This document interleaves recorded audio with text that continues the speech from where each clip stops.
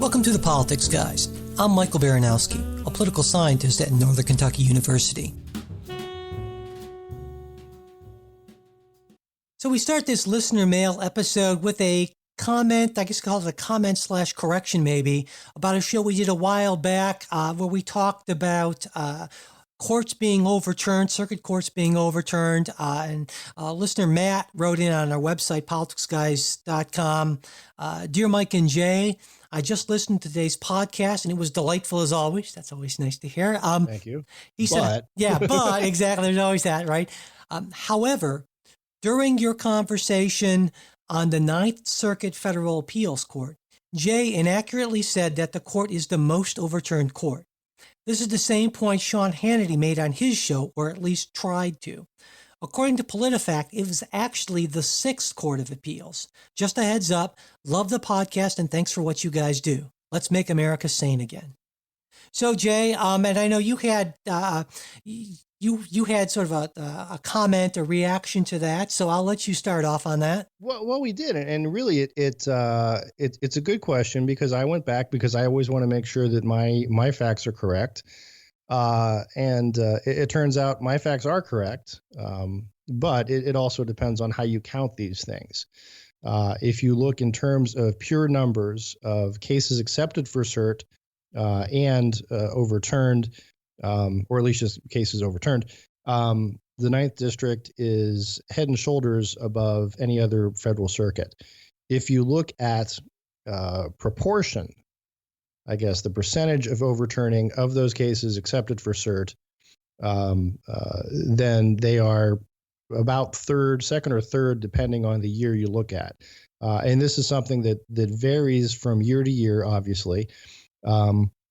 I think the most, if you look at percentage, was the DC circuit, and then there was also the Sixth Circuit, which is my circuit, and it's one of those you kind of feel a point of pride that you don't want to be the most overturned. But my point to that was that if you understand, and I'm going to take an issue with PolitiFact here, if you understand the way that cases are selected by the Supreme Court. What this indicates is that the Ninth Circuit is by far most often the outlier in terms of whether it lines up with the law of other circuits. The cert process is one whereby the Supreme Court looks at cases where there is a conflict between one circuit and another. And they work through that process by these volumes and volumes of petitions.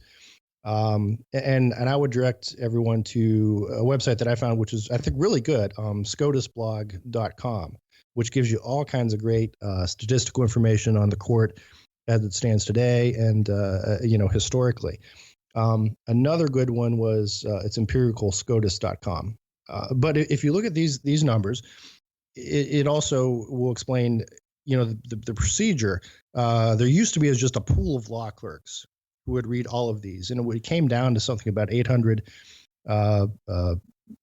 petitions per clerk.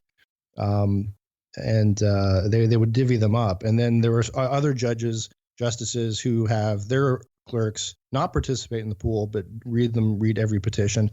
And what they do is they look for, is there a conflict between the petition that's being sent in and some other law that the Supreme Court needs to straighten out?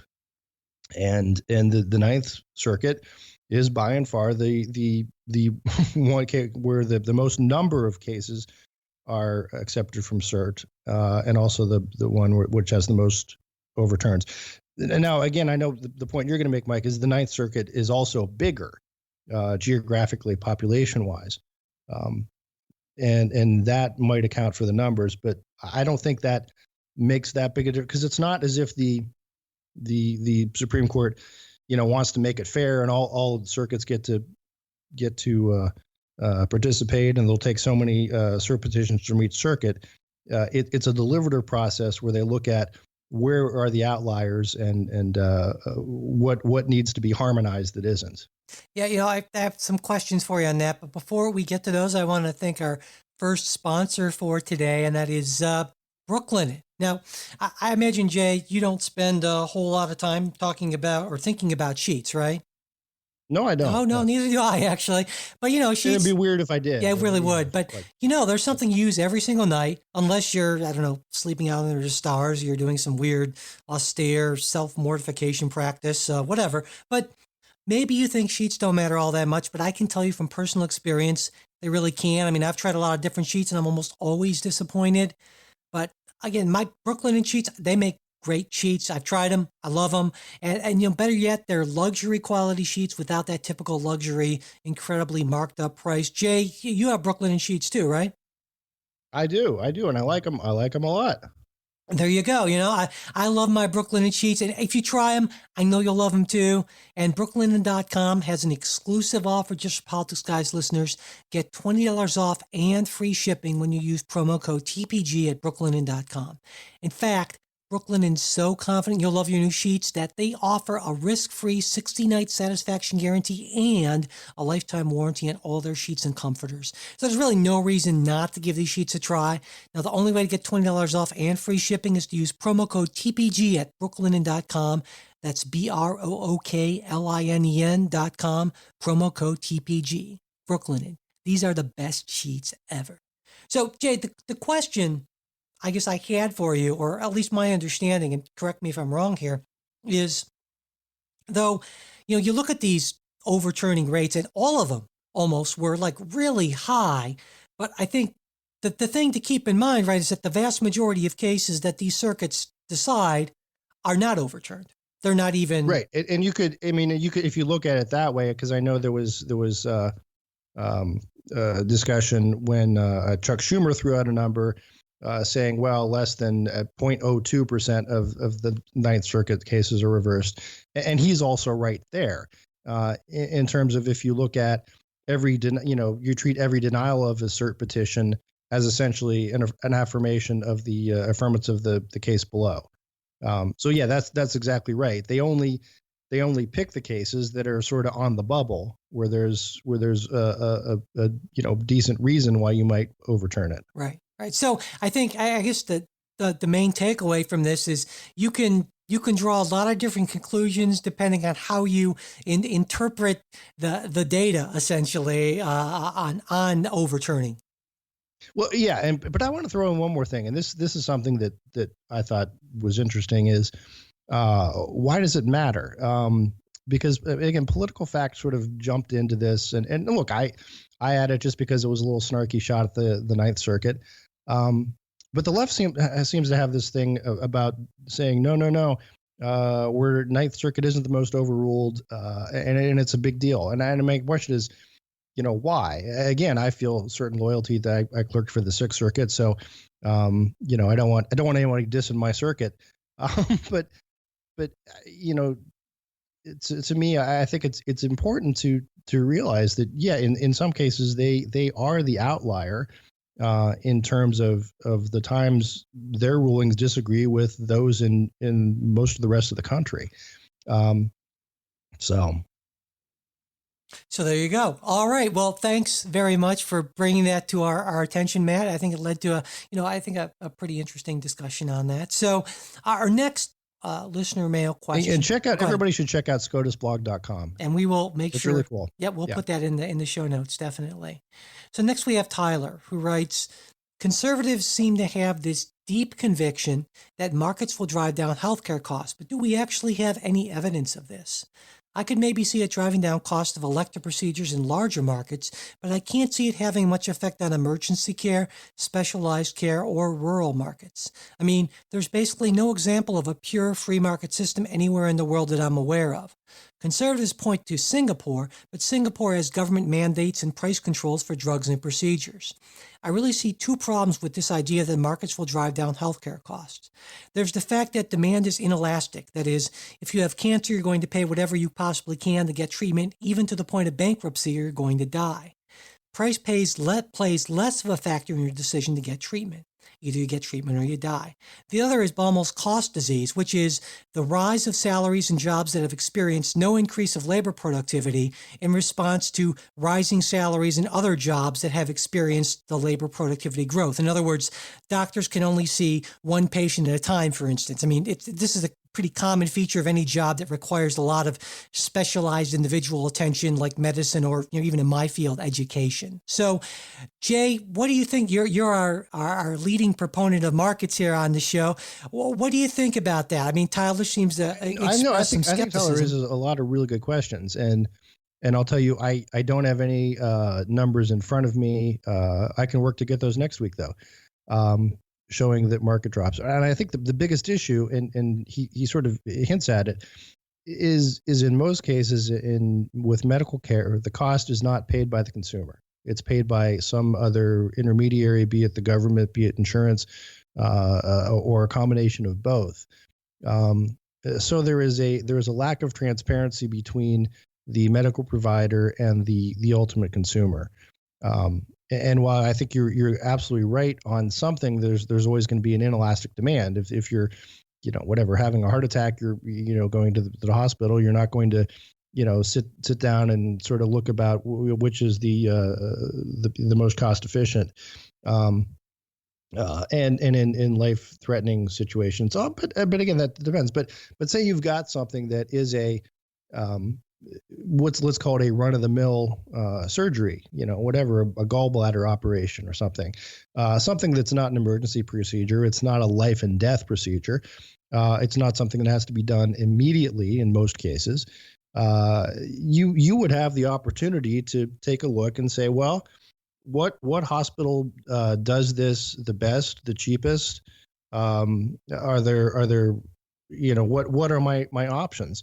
And I think you see that the more individuals have control over their own medical destinies, and it's not just a matter of, well, this is the place where my insurance, where they take my insurance, and this is the preferred provider, and that's where I go, and the insurance pays whatever they pay, and they send me the bill, and I pay whatever I pay. So I'll look and see if we can post something on the website with actual numbers, because I think he's right on some cases that it's tough to tell. The other piece of this is, though, when you look at things like typical, for example, a lot of healthcare costs, and this is one of the things that the Affordable Care Act was supposed to alleviate, was use of emergency services for non-emergency treatments. That there is some cost reduction when you can get people seeing whether it's a nurse practitioner, whether it's a doctor in a family practice in a non-emergency situation. But the financial incentives were such that if you went to the emergency room, it was covered in full, so you would go there, and it's more expensive, no matter whether you're having an actual emergency or not. So I think there are market savings there, and encouraging people to move to that more health maintenance type situation and not need the emergency services. I think that's where you have the biggest bump. But no, it's a good question, and I will look up some numbers and we will report back next week. I don't know that you're going to be able to find any good numbers, but that's another issue. But I do largely agree with you. Transparency in the American healthcare system is atrocious. It's almost non-existent. And I think for certain types of procedures, if we had real transparency and if we had a system whereby people could see the real costs of things, that could potentially make a difference. Our current system isn't set up that way at all. There were some experimental smaller parts of Obamacare that were trying to sort of push things in that direction, but the vast focus of Obamacare wasn't on that at all. I really think that in certain ways it would be incredibly helpful if we could rework our healthcare system to have more of a focus on that sort of thing. But I also agree with Tyler that in certain areas for emergency procedures and other things, that kind of market is never going to function like a traditional market for those reasons. But on this one, Jay, I think you and I are fairly in agreement. Yeah, but I also think that portion that's inelastic is fairly narrow, and it's narrower than the statistics might lead lead you to think initially. I just thought it, for example, say I wanted to get something like I wear contact lenses and glasses, and I've considered LASIK surgery. I could shop around I could check different doctors. I could look at ratings. I could check prices, and really make an informed decision on something like that. And because that typically doesn't fall under the insurance category, I would have that ability to do that. And I think that's what's missing in making market reforms work. No, I absolutely agree. We definitely need more of that for sure. Okay, before we get on to our next listener question, we want to thank our second sponsor for today, Bombfell. It's an easier way for men to get better clothes. Now, if you're like me, you hate shopping for clothes, but you don't want to look like you just rolled out of bed when you can venture out in public. I think it's a pretty common problem, Jay. I can't imagine you're a huge fan of clothes shopping, right? No, I don't. I'm a fan of clothes. I'm not necessarily a fan of clothes shopping. There you go. Okay, I think most guys are like that. It's a common problem, and Bombfell's actually, I think, solved it. I mean, here's how it works. You complete a simple questionnaire, and then you are matched one-to-one with a personal stylist, essentially, who emails you their selections. After that, you have 48 hours to look them over and make any changes or even cancel altogether. It's totally your call. Then when you get your clothes, you have 7 days to tell Bombfell what you want to keep, and you just send the rest back. It's completely flexible too. You can get clothes when you want and pause or cancel at any time.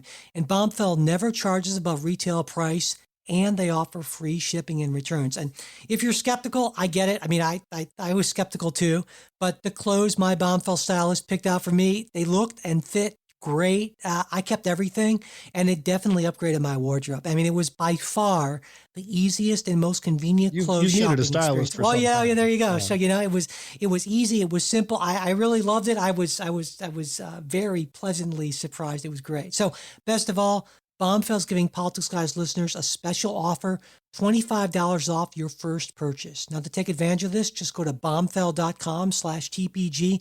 That's BOMBFELL.com/TPG. Bombfell, open and close. Okay, moving on to our next question, Jay. Let's see who we have. All right. Here. We have, a number of questions, a number of listeners who responded to our recent show on political correctness and identity politics. We want to thank everyone who took the time to comment. Again, there were a lot of comments. So what we try to do is pick out a few representative listener comments to respond to today. First, we have Dave. Dave writes in part, "Hi guys, I really liked a lot about the episode on political correctness and identity politics and the early release of articles on the subject. Unfortunately, you two fundamentally agree in your criticism of political correctness and identity politics, and I don't think a fair case was made as to what positive purpose they might serve. Your denunciations of what is absurd and unproductive might have been astute, but where was the context? Did political correctness and identity politics occur in a vacuum? Was there ever a positive purpose they sought to serve? Was there once, or are there now, any legitimate reasons for the origins or continuation of either? Now, Dave ends up by saying, I guess the conversation I was hoping for was this. Are there legitimate issues at hand or not? And if so, and political correctness and identity politics are not serving us best to address them, then what would be best?" So I thought it was a pretty interesting question. Jay, do you want to start off? Yeah, I would start off by saying there are probably some out there who move towards, I guess, what we'll call political correctness, as the idea of listen, everyone ought just to be nice to one another and respect one another, and not say things that would unreasonably cause offense, which is what we used to just call just plain good manners and being a cordial sort of citizen. To me, I mean, what happened though is once one side gets the let's take just the racial issues for an example. If there's one side that gets to say this is racist, and there was a funny Facebook post meme that someone posted on. It was like top 10 things that racist people say when they're trying not to sound racist, and it was number one was something, I'm not racist. It's one of those. If one side can control the language of the debate, if one side gets to decide who's racist and who's not. For example, if you say, listen, I think Confederate statues ought to stay because of the history involved, because we ought not to forget, because we just shouldn't tear down public stuff willy-nilly. There are some who would be able to say, well, no, your real motivation is racism, and therefore shut up. That's the problem with political correctness, and I think there's it's a problem of humanity is people will gravitate to power, and if you can shut up your opponent by doing that, there are people willing to do that. Now the question, which I think is a really good one, is what would be a better way to do it? And I've said this I don't know how many times. Let's stop focusing on what divides us and focus on what binds us. Yeah, well, yeah, certainly. I don't think anyone can disagree that we should have more focus. Oh no, a lot of people would disagree with that. I think. Well, no, I don't think that too many. We got mail from a lot of people who would disagree with that. So. No, I mean, I don't think too many people would disagree with the idea that we would all benefit from a focus on the common things that we share. Most people, I think, would agree with that. But I have some thoughts on this. But before I get to those, let's thank our third and final sponsor for today's show, and that is longtime sponsor ZipRecruiter. If you are looking for great talent for your business, and who wouldn't be, but you're short on time and you don't want to slog through a huge stack of resumes to find your perfect hire. You know what you need? You need the right tools. You need smarter tools. And with ZipRecruiter, you can post your job to over 100 of the web's leading job boards with just one click. So you can rest easy knowing your job is being seen by the right candidates. Then ZipRecruiter puts its smart matching technology to work, effectively notifying quality candidates about your job within minutes of posting, so you receive the best possible matches. And that's why ZipRecruiter is different. Unlike other hiring sites, ZipRecruiter doesn't depend on the right candidates finding you, it finds them. And you can even get a head start in the interview process with ZipRecruiter by adding screening questions to your job post to help identify the most qualified candidates. And so with all that, it's no wonder 80% of employers who post on ZipRecruiter get a quality candidate through the site in just one day. And the easy-to-use ZipRecruiter dashboard lets you manage your hiring process from start to finish, all in one place. Find out today why ZipRecruiter has been used by growing businesses of all sizes and industries to find the most qualified job candidates with immediate results. And right now, Politics Guys listeners can post jobs on ZipRecruiter for free. That's right, free. Just go to ZipRecruiter.com/politicsguy. That's ZipRecruiter.com/politicsguy. One more time to try it for free. Go to ZipRecruiter.com/politicsguy. ZipRecruiter, the smartest way to hire. So here are my thoughts, questions on this. I do think that there was a time, and there still is, that, certainly we can look back to not that long ago when racism and sexism was endemic in workplaces. Things that, absolutely agree. Yes. And I think we've seen a cultural change on a lot of those things, but that's come along with the change in our laws. And, there can be some disagreement as to, how much of this needs to be cultural and how much of this needs to be legal changes. But I think especially in terms of helping to change things for the better, that both changes in culture and changes in law make it not just like not okay, sort of from a cultural standpoint, but just simply illegal to do certain things. I think that has been positive. And, I think it's certainly a fine line as to how far is too far. That's difficult to say.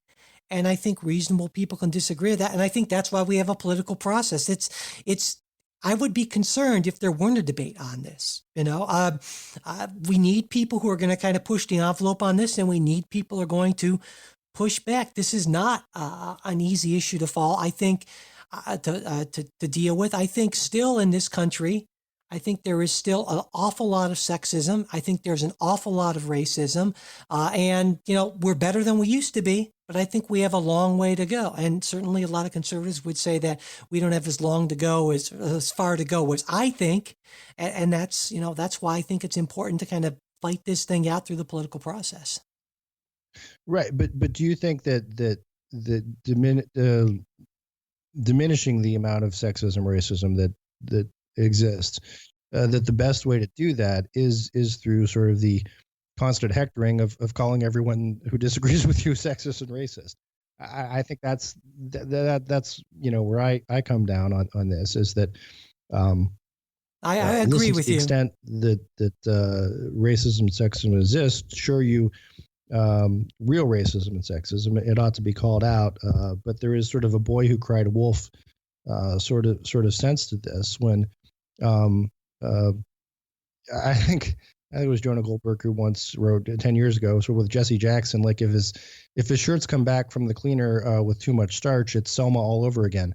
The idea of blaming race or sex or gender or something for everything just inflames these tensions and drives a wedge, and people do it for political advantage, and that's I guess what I mean when we talk about political correctness, and that's what I think is counterproductive. But I think we're on the same page mostly on this. Well, I believe I agree with you that just the claim of racism should not be used to shut down debate, should not be used to shut down an argument. If you believe that someone is racist, whether it's the students at Middlebury College, who, for instance, thought that I guess Charles Murray was advancing a racist agenda. Okay, I certainly, and I agree with you, but I certainly support their right to make that claim. And then I would say, but don't stop there.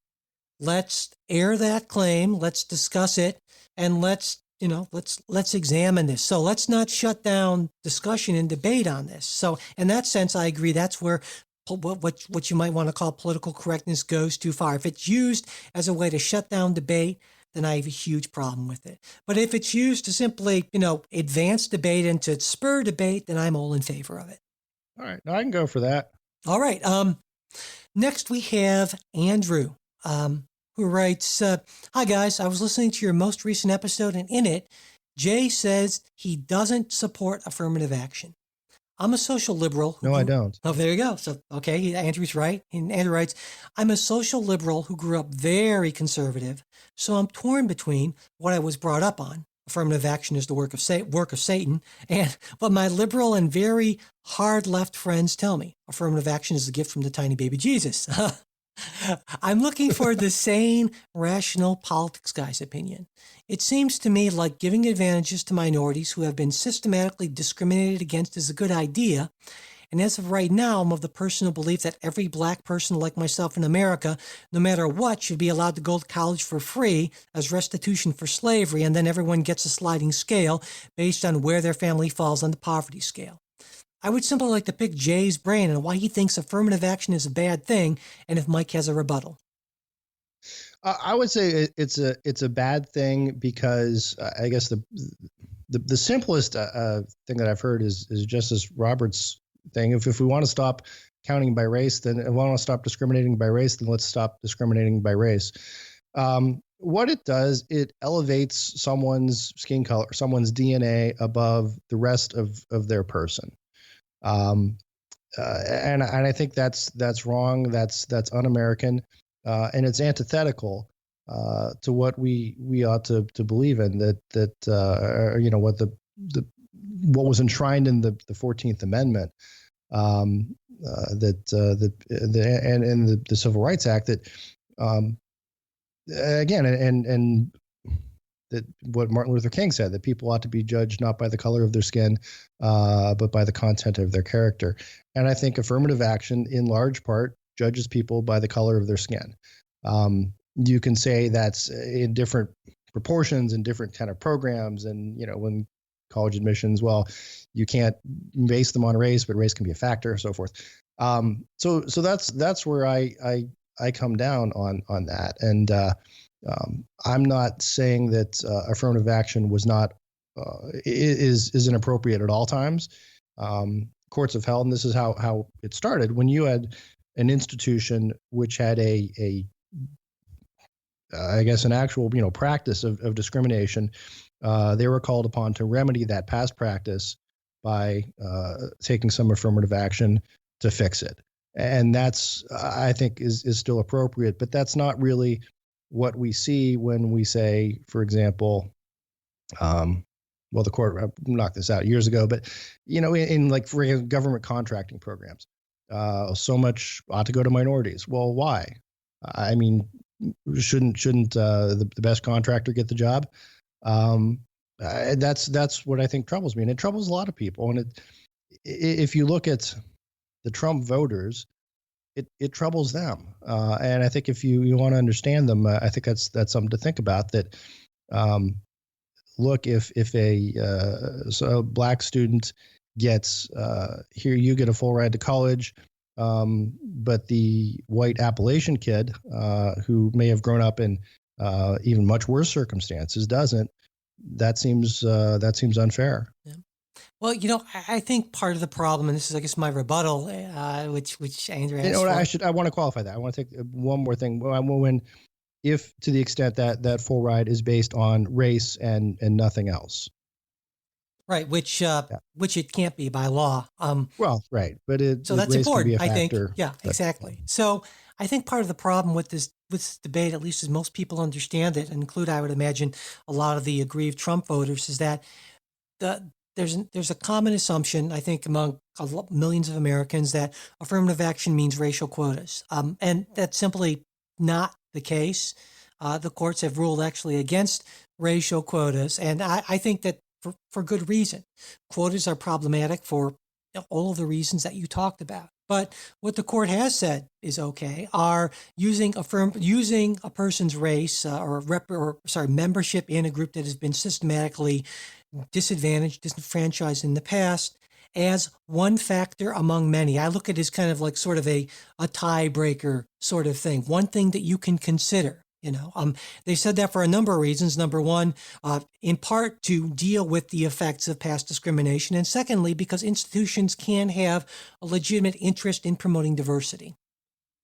And so that's the sort of what they call affirmative action that I think is a very good and positive type of thing. And that's what most affirmative action is. Now, like I said, like the court, I have problems with quotas, but I also think, and I've talked about this in responding to a previous question, that I still think we have huge problems with racial discrimination, with gender discrimination, with LGBTQ discrimination in this country. Again, we're a lot better than we used to be, but I think one way out of many ways to deal with that is for institutions, for organizations to have procedures in place that sort of help these groups as sort of a tie-breaking extra factor to give them a bit of a leg up because of a long history of systemic discrimination. What would you say, though, to, for example, there's a suit going on of Asian students trying to get into Harvard who have been rejected. Again, that they're a minority. They have been discriminated against, and in some cases, I mean, you could look at the numbers, and we can post the links. It's discrimination now, and to say that, well, we will accept this student who may not have as high a test scores or as high as grades because we're factoring in the fact that he's African American, but we won't accept you, who are also a minority who happen to be Asian. Isn't that problematic?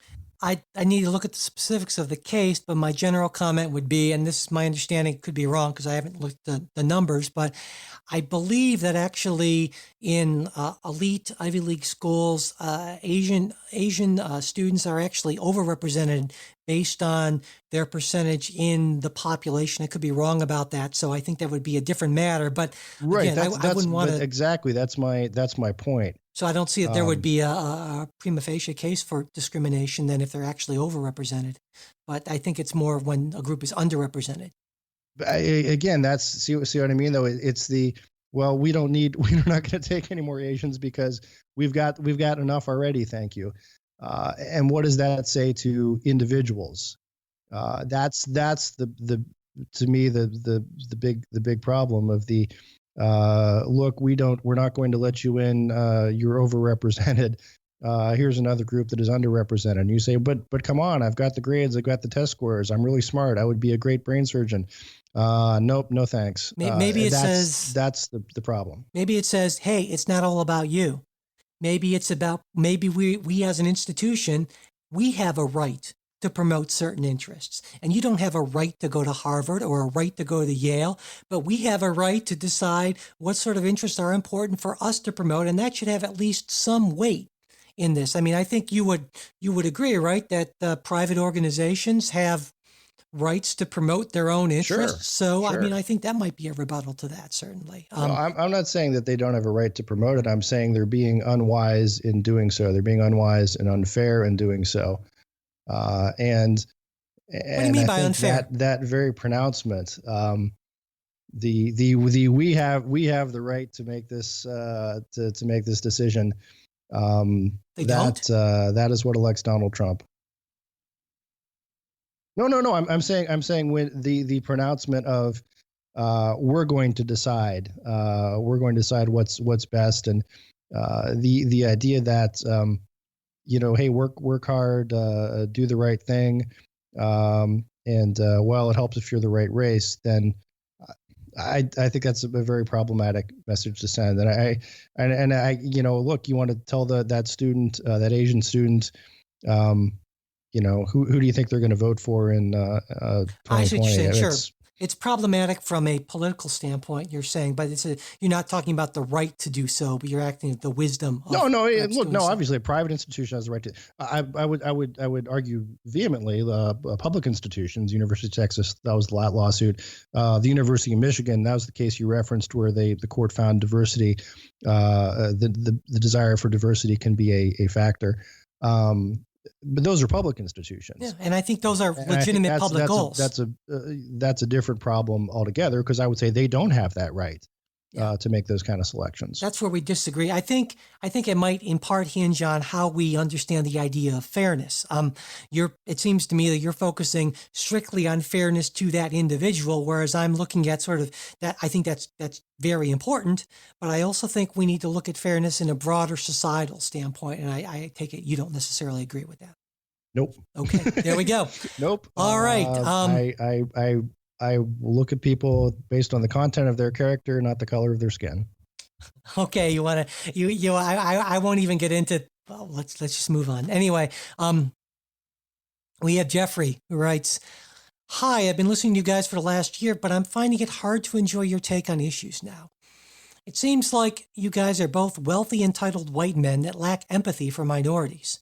For instance, the podcast about Trump and his Puerto Rico comments, he was being blatantly racist, and you guys gave him a B-. Are you serious? Listen, I'm not saying you guys are racist, but you need to unpack your white privilege. It's astonishing how naive your comments are. I listened to you suggest that Jeff Sessions isn't racist, and you guys defend Trump when he literally does racist things. Racism is a concrete thing. Don't act like it doesn't exist.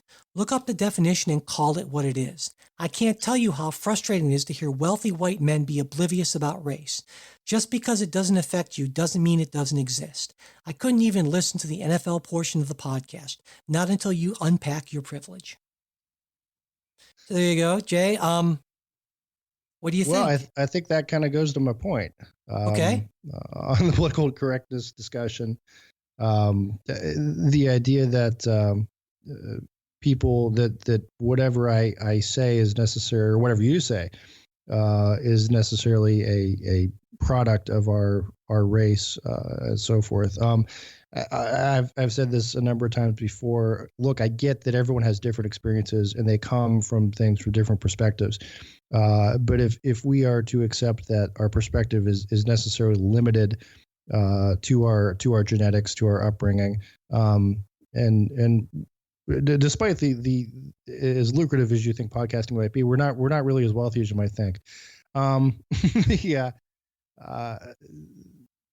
I think we're never going to understand each other, and that's to me is the problem, is this dividing people by race, and if you disagree with someone saying, well, they're a racist, and look, we won't even talk about that because he's obviously a racist. That's really what I've been arguing against when we had the political correctness discussion, and what I'll continue to argue against. Well, I would hope that, at least based on my previous comments, and even in this very episode, that one would be willing to admit that, or be okay with the idea that, at least rhetorically, I certainly seem to have empathy for minorities. I mean, and I believe I do, in fact, have empathy for minorities. I'm certainly not wealthy. I am entitled because I am a white male in this society, and that means I have certain privileges that come with being a white male, and I am not subject to the sort of systemic discrimination that women and minorities are undergo every single day. I totally agree with that. But I guess here's where I differ with Jeffrey is I think it's important to make a distinction between somebody promulgating policies that may have a negative effect on a certain group that is maybe largely one race, and calling that person racist. To me, racism is, it's a state of mind. And racism, Jeffrey said, look up racism. And it's a belief or doctrine that inherent differences among the various human racial groups determine cultural or individual achievement, usually involving the idea that one's own race is superior and has the right to dominate others, or that a particular racial group is inferior to the others. That's just one I kind of pulled up from dictionary.com. Right. That's not you, man. Well, and I don't know that that's Jeff Sessions. I don't know that that's Donald Trump. And here's my point is that I want to be very careful about trying to say what's in somebody's heart or what's in their mind. What I want to look at are their policies and how they affect someone. So I'm more than happy to say Donald Trump's policies are a disaster for African Americans. Jeff Sessions' policies are a disaster for African Americans. Certainly in Jeff Sessions' view, I totally agree that I've been a strenuous, strong, proponent of Jeff Sessions being the worst thing to happen in the Justice Department in a long time. He was the guy who prosecuted the Klan, right? Yeah, but we're talking about larger scale things here. He can hang on that, but I think his policies are just going to be a disaster for African Americans in the criminal justice system. And I think the criminal justice system is incredibly racist, but that's another, or at least has incredibly negative effects on African Americans. So, but my point being is that just because that is the case, that does not mean that Jeff Sessions believes that African Americans are inferior, that African Americans are inherently bad, inherently weak, inherently anything.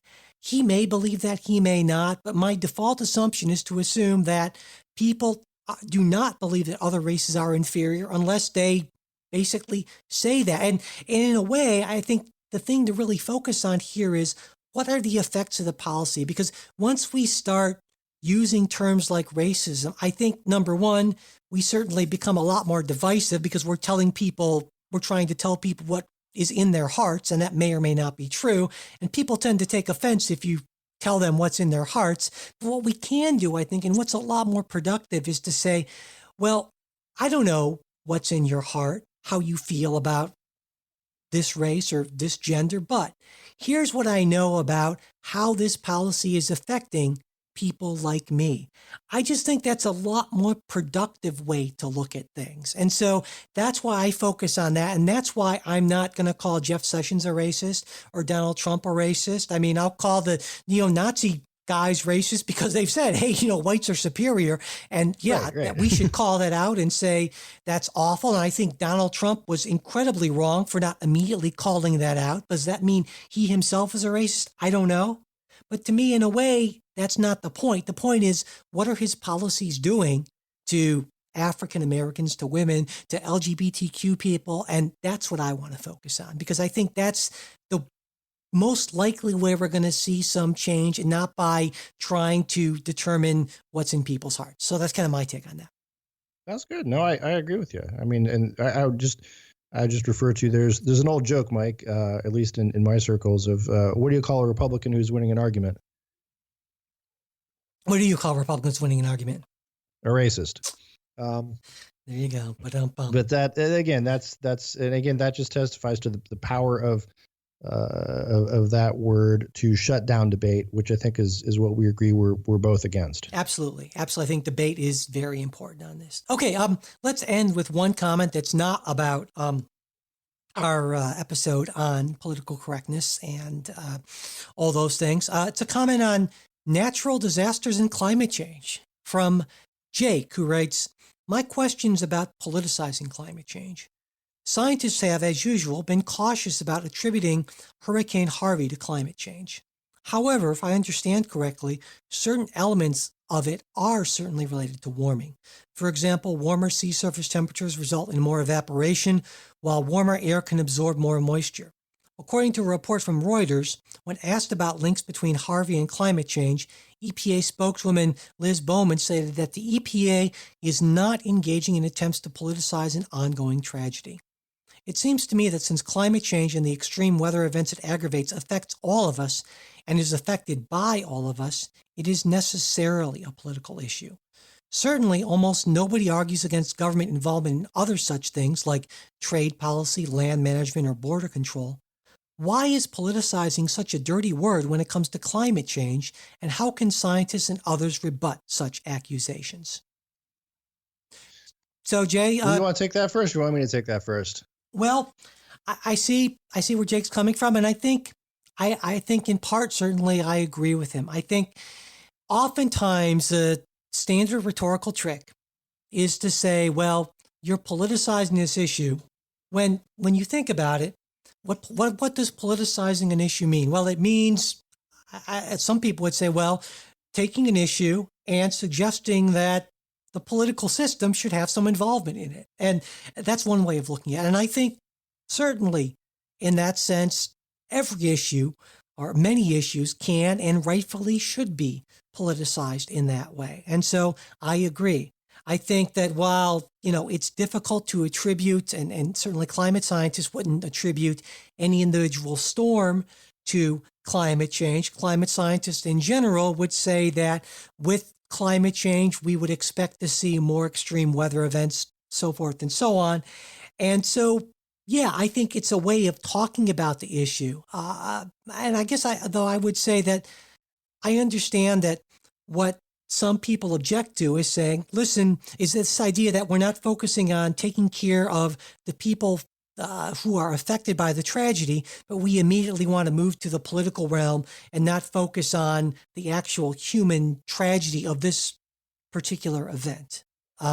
So I guess I agree in part, in large part saying, yeah, I think we should talk about what the larger costs of things like climate change are. And I think that, we have a reasonable expectation that with more climate change, we are likely to see more extreme events like this. And it would be a good thing that if we talked about, that if we did some things about climate change, maybe we would see less of this. At least it's worthy of debate.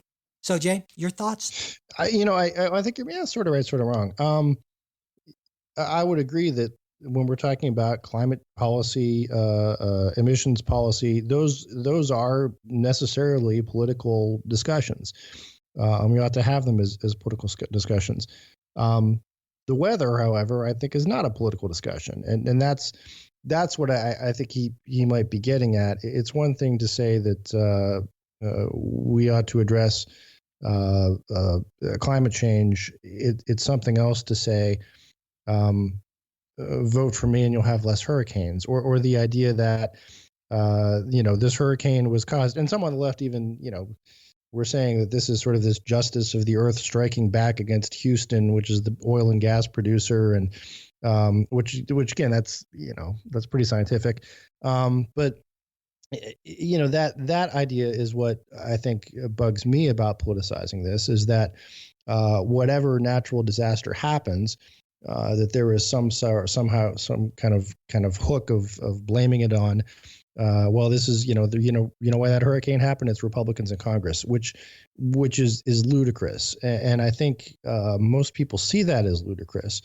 But look, I mean, I can look at my news feed and I saw plenty of that sort of thing of right Congress, look, there's a hurricane, right Congress right away, which to me that sort of undermines the whole scientific argument that people when people try to say, oh, my global warming is based on science, and also Mike, I mean you see this. I mean, politicians are people who just take advantage of things, but again, it's sort of and also the old sort of joke, but I could provide you plenty of examples of, if it's too dry, if there's a drought, well, it's global warming. If it rains too much, it's global warming. When we had super freezing cold temperatures, well, that was because of global warming.